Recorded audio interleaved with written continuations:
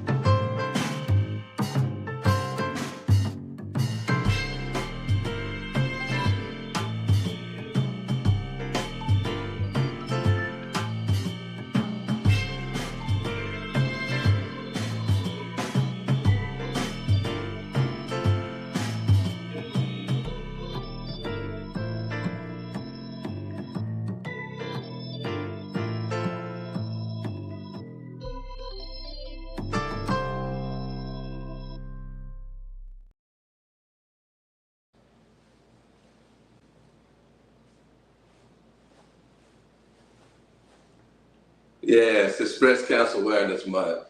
And yeah, there's a fight going on and we shall surely win.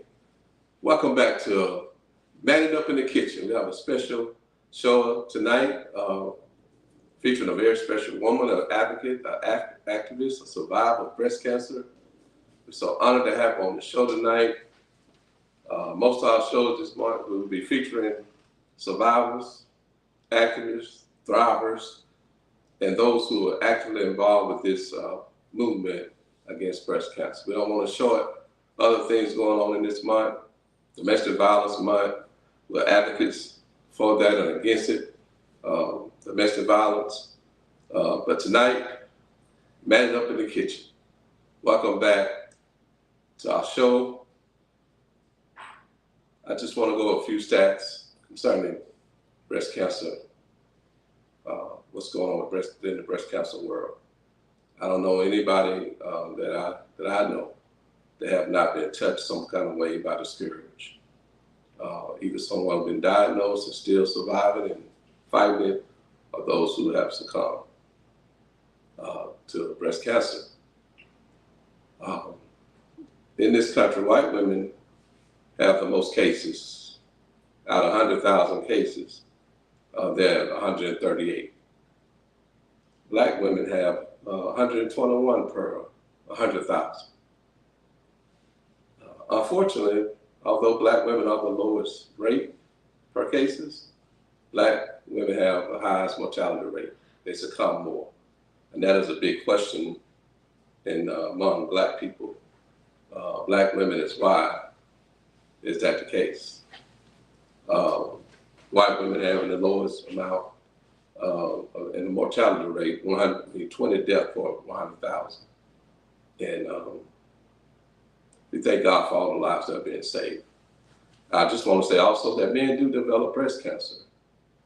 One of the most famous men in the black community, a hero,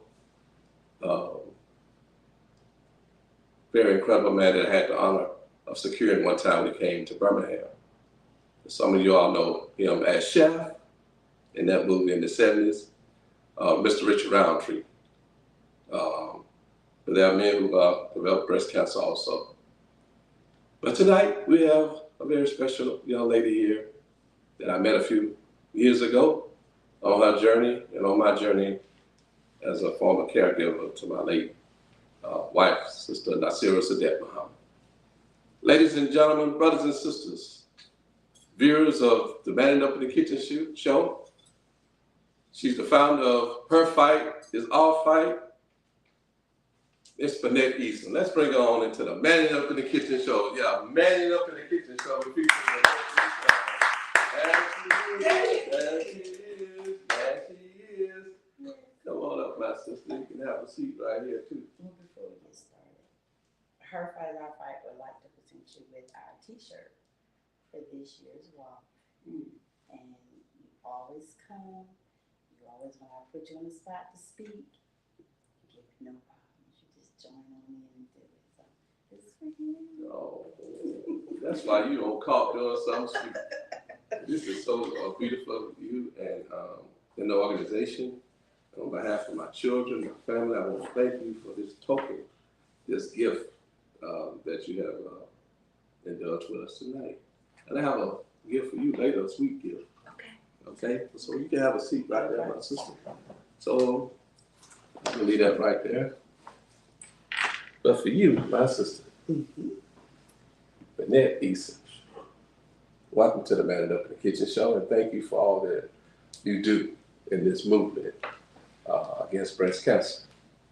So for those who don't know you, you know, tell them about who you are, where you're from, and mention your parents. You know, tell them who you are. Okay. You know, we ain't gonna get into the main subject yet. Okay. You can look right at them. My name is Benette Easons. I am from Hueytown, Alabama. I am a 6-year, this year, survivor of breast cancer. I like to call myself a thriver because you still have things that you go through, but we thrive on through it and keep pushing. My mom and my dad are both local from this area. I'm a mom of 4 and of 2 wonderful grandboys. I call them AC and BC. AC is for after cancer and BC is before cancer. So, wow, that's me. It's very creative. Yeah. So, what high school you went to? Actually, I started school here. I left Pittman in the 7th grade, but I graduated from Evander Childs High School in the Bronx, in New York. So how did you land from here and you leapfrog not to Georgia, not to Tennessee, but all the way up into New York? My family had moved there, and my mom followed some of her siblings up to New York, so that's how I ended there. And I always wanted to come back home, so when I finished in the military with the Air Force, I came back, built my house here, and I've been here since 2002. So came back home. You know, there's a lot of blacks left the South, headed north. My family, my mother had more of her siblings went to Chicago than stayed here. She chose to stay here, and so that happened a lot with our family. They had to migrate. That's it. You know, and thank God for you being able to bounce back down. Yes. Well, south with us. Yes. So, my sister, Bennett's Breast Cancer Awareness Month. What does this month, within itself, what does it mean to you, being one who's diagnosed with it? What does it mean to be on this side of the journey? What does it mean to you? Now I am more determined to let women know, especially younger women, know that breast cancer is something that you can survive, but early detection is the number one thing that we can do. So I want to get that word out, and that's why I try to advocate as much as I can about that, because if you're caught at a stage 0, your options for treatment they vary. If they catch it at stage 2, 3, and 4, your chances of beating it, I mean, with God, all things are possible, but statistically, your chances of beating it grows slimmer and slimmer. So now that I'm on this side of it, I want sisters to know, especially my Black sisters, to know, get your mammograms done, know your family history, and not just know it, but express to your primary care physician that you have a history of cancer, and not just breast cancer, within your family, so that you can be screened early and often. And that's where I'm at on this side of it. So, and it's my birthday month, so. Okay, all right, okay, uh-oh, hint, hint. Well, you know, the journey, I know it as a caregiver, and I was intimately involved with my wife's care. And so I thank God for not just being there physically, but there emotionally and spiritually. Who's been there for you post-diagnosis? Who's? But I won't say who because we may get in trouble. You know, let me put it like this: how important was it to have people around you and with you? Very, very. It's very important that you allow people to love on you and to support you. You, at first, I think you kind of want to hide it and keep it to yourself because you don't want to feel like a burden. But then you end up, once one person finds out and then the next person finds out, they become your team. They become I always call them my corner people in the fight. They're there. So I've been blessed and fortunate with my family, my children, cousins, sister friends, your organization, different organizations. Yeah, you need it. You really need that support, and it makes a difference. Right. It makes a huge difference. It does. How important has your spiritual life prior to the diagnosis, and then you hear about this? How valuable was that with you also? For me, everything that I've read in my word came to life for me. All things are possible. And that's something that we read, that's something that we teach our children, that all things are possible through Jesus Christ who strengthens you. We teach them at an early age. And for some people, it's just something that they chant. But now I know that all things are possible. I know that he'll never leave me nor forsake me no matter what. No matter if I'm having a bad day, he's still there. So, yeah, it grew my faith even more. And I can tell and stand flat-footed and sure, as the old people used to say, that God is a good God. Right. And he's there to sustain us all the way through. Right. That's beautiful.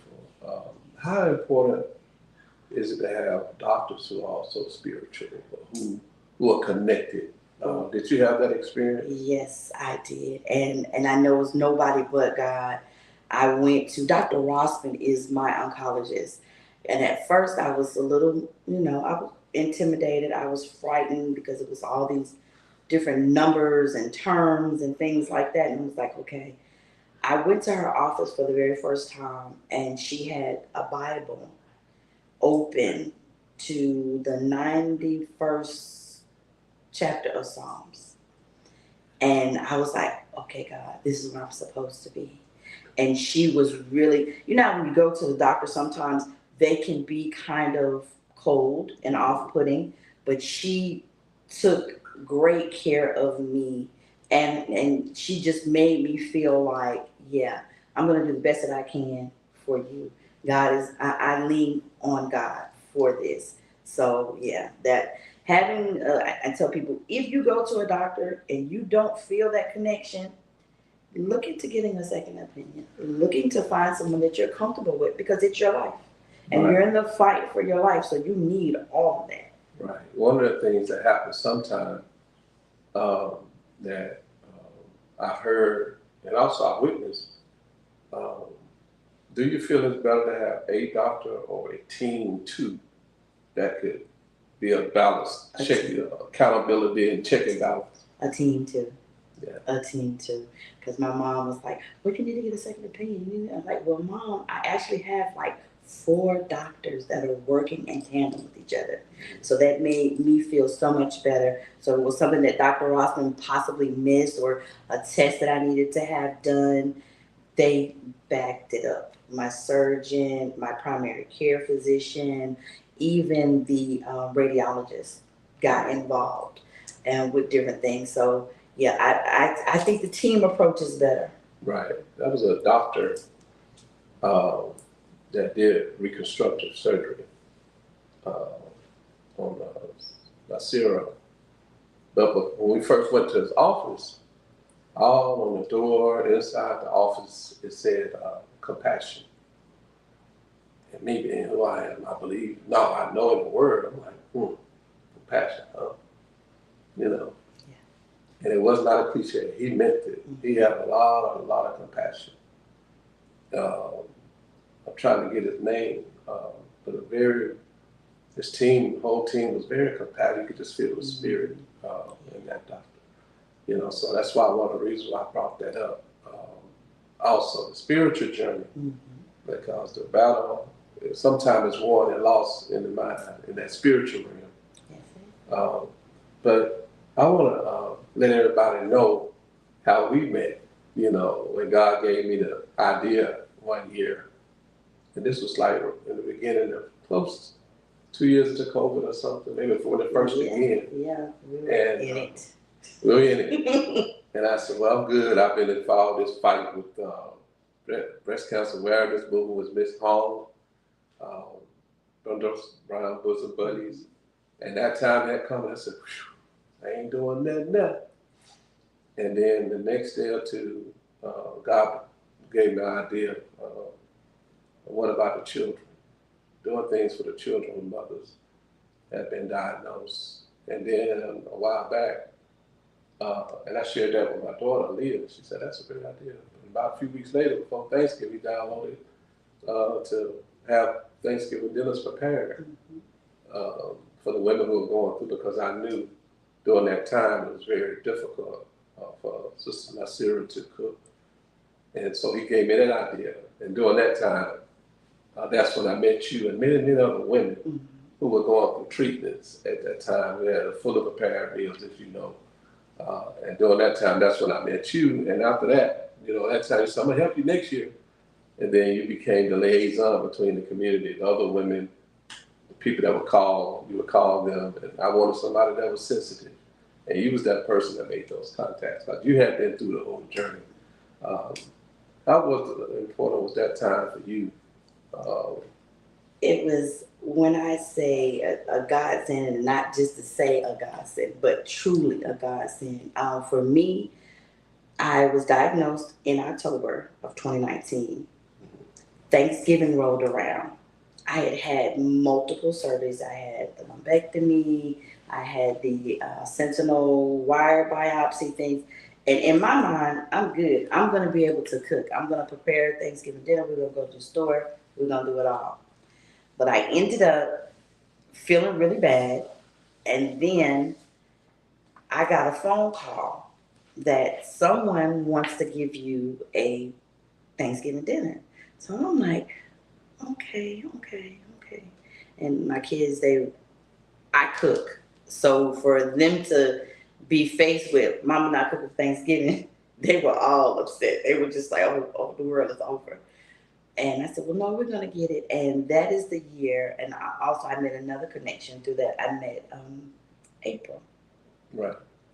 And she was the one who brought my dinner to me. And when I tell you it was delicious, and it just meant the world to me that someone cared enough and had the forethought. Because we as women, sometimes we think, you know, we're superwoman, we're invincible, we can really do it. Right. But when you've had surgery and you're bound up, you can't lift your arm. They don't want you lifting your arms. And you know, you gotta lift your arms to cook. So, Right. you know, I couldn't do it. And when I say that was something that I raved about, I told everybody about it, and I was like, yeah, I want to get involved. I gotta get involved. I said, because this is something that's truly needed. Absolutely. It's because you want to stay as close to normal. Because I tell people, life continues to go on after you're being diagnosed. So the holidays don't stop. So but you still gotta try to prepare a meal, try to still be festive for that, especially for Thanksgiving. Right. So that just added another true meaning of Thanksgiving for me and my family, and we're forever indebted to you for that. Well, to God be the glory. I want to say that Sister April Pipkins, at the time, she had just lost her son, E.J. Bradford, at the mall, like, I think the year before that, 19. I think it was 19 or 18. And God put on my mind to ask her if she just wanted to go and help deliver some meals. And she told me, well, she had just, I put some on her mind like that. And she did it, and that's how you all met. You know, so it was all God, the spiritual realm added again. Yes. You know, so thank you again for coming on the show. We're not through yet because we got to get into this major event that's coming up this Saturday. Yes. You know, we've laid the groundwork. We're only a few days away. Yes. So let the people know, the listening audience, the viewers know what's about to take place this coming Saturday. Time, place, and everything. Okay, her fight is our fight. We're having our 6th annual walk for breast cancer. We do a celebration, we do a remembrance, we do a encouraging and trying to get the word out to everyone about breast cancer and what it means to be on the other side, what it means to be in it. We're going to be at the Bessemer Rec Center starting at 10:30 a.m. Wear your prettiest pink, all shades of pink are welcome, and come out and walk with us and have a great time. Is that a cost? No cost. No cost is involved. You can have food and We're gonna have food. I always get made. They make me make the chicken salad no matter what. Everyone calls, "Are you having chicken salad this time?" We don't want those sandwiches, so we're gonna do chicken salad, and we're gonna have great time. And then I have a special surprise. I coined the term, and everybody says, "Oh, no, that's old." We're gonna make lemonade out of lemons. We're gonna do something really, really sweet. We're gonna make it nice and sweet for you because when life gives you lemons, sweeten it up. Make lemonade out of it. what about a DJ? I mean, when I come out there, yes. we be jamming. Yeah, we have a good time. DJ Daryl show will be out. He's one of my adopted babies. I take on all my children's friends, so he'll be out DJing, keeping us, as he says, crunk and hyped while we walk around, and we're gonna have a good time. So where's this gonna be? Where's it gonna take place? At what time again? The Bessemer Rec on what is that? What road is that they call it? 150. Yeah, close to 150 at 10:30 a.m. Wow. So, so here we are Again, 6 years. I just can't believe it's been 6 years. 6 years. Man, to God be the glory. Yes. I'm so happy for you. You're looking so vibrant, so strong, full of life, full of joy. Yes. You know, God is good. God is good. yeah, He's good. God is So I thank you, my sister, for coming on the show.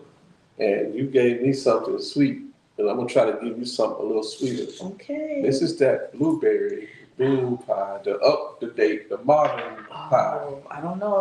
This is the up-to-date, modern. You top that other recipe? I love it. It's like wine get better with time.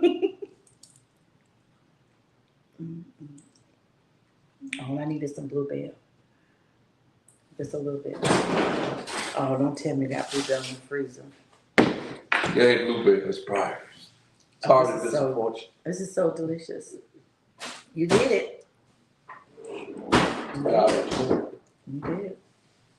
Yeah, thank you. you're more than welcome. We have some pie for you to take home to your family. Yeah. Because they're gonna ask you, Mama, how was that pie? You didn't just say that because you was on No. live. No, they know. They know. All right. So between 1 and 10, what would you rate that pie with the crust and the filling? The crust and the filling, I'm gonna say, I can't give you a 10 because then they would say I'm being biased, If it's the truth, I'm gonna the say, truth. okay. If it's the truth. It's a 10. All right. I'm gonna give it a 10. We're gonna say it's a 10. Well, to God be the glory. Thank you. And the check is in the mail for that to you. Well, my sister, do it again. And the next month is Thanksgiving coming up again, so No, breast cancer I'm awareness ready. 365. I'm ready. I have us a volunteer already. You have a volunteer. Okay, good. So next month will be, having our chef to fix the food, and we'll be delivering the meals to women who are going through treatments. Yes. Currently going through treatments, so they won't have to buy nothing. Matter of fact, the food is already warm by the time they pick it up. It is. If they want to eat it in that morning or later on that day. Thank you to all of the volunteers with Breast Cancer Awareness 365, those who have donated. You heard today the impact of what that meal meant. When I said I wasn't doing nothing that month for a while, I didn't know that God had another plan. But the impact is great. And when Benette mentioned about the lifting the arms, I knew that was an issue. It's called lymphedema. Post-surgery, a lot of women have issue with raising their arms. And sometimes the lymphedema could be worse than the cancer. Yes. You know, so I was very conscious of that. And God, I thank God for the vision and the provision for the people that has helped. My sister, God willing, I'll see you Saturday. That's right. I'm ready to walk. Ready to walk. We're going to walk it out. Walk it out. Walk it out. Thank you, sister. Thank you. Thank you for having me. Ladies and gentlemen, the honor is mine. Ladies and gentlemen, brothers and sisters, you've heard the Breast Cancer Awareness Month first guest, Benette Easons. Yeah. Tomorrow night at 7 p.m., we're going to have our second guest, our sister Sharon Smoot Johnson. And she's the owner of the Closet. The walk-in closet. Walk-in closet, the store you go buy clothes. But she's also the founder of Real Men Wear Pink, the fashion show that's coming up this coming Sunday. And somebody y'all may be looking at, maybe, you know, he might be on that runway but himself. I'll be there. Come on out with Man It Up in the Kitchen. Tomorrow night, special guest Sharon Smoot Johnson. Real Man Wear Pink. You all have a good night. Enjoy your family. Enjoy yourself too and your family. And enjoy life. To God be the glory.